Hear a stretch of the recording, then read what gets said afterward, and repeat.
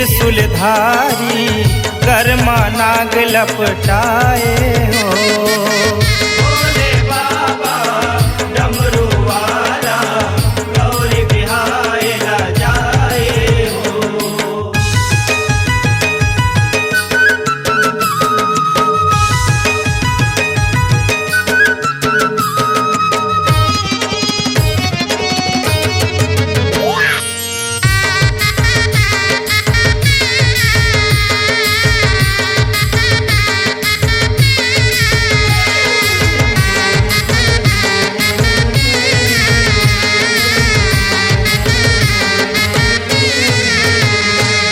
बड़ विचित्र भोले बाबा लाए है बरतिया, चटिया मटिया भूतवाहा जेकर है घरतिया।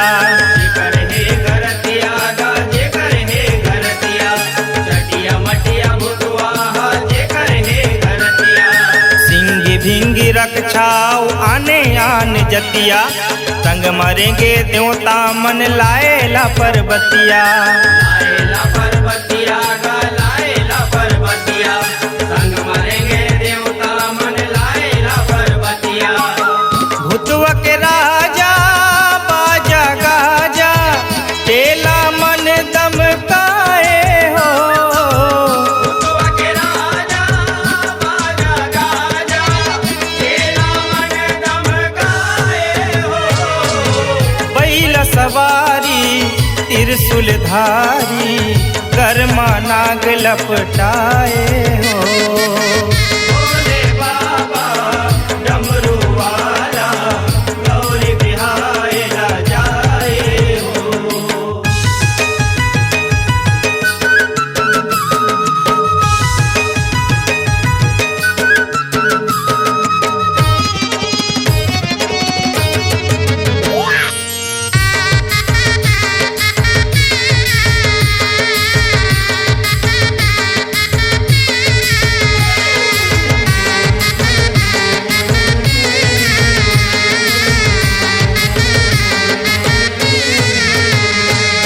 राखला चुपर के भोला दिखे दाग दगले, तू नहीं परे तीन के आँखी बरे बाग बगले।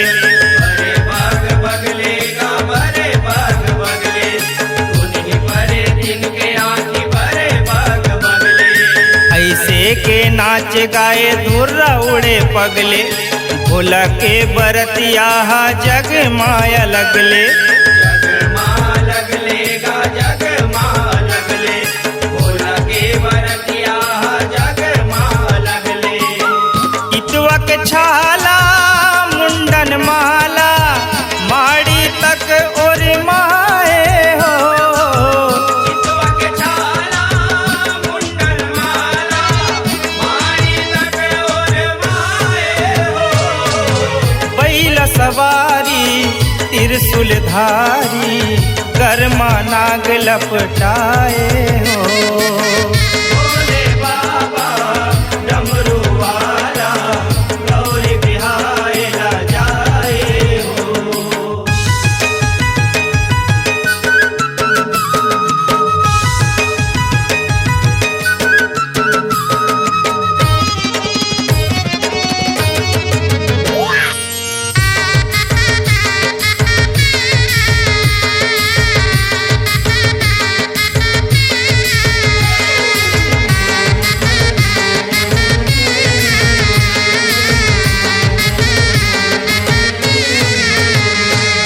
गौरी के गोसैया राम के रमैया, जटा माँ विराजे है जगतारन मैया।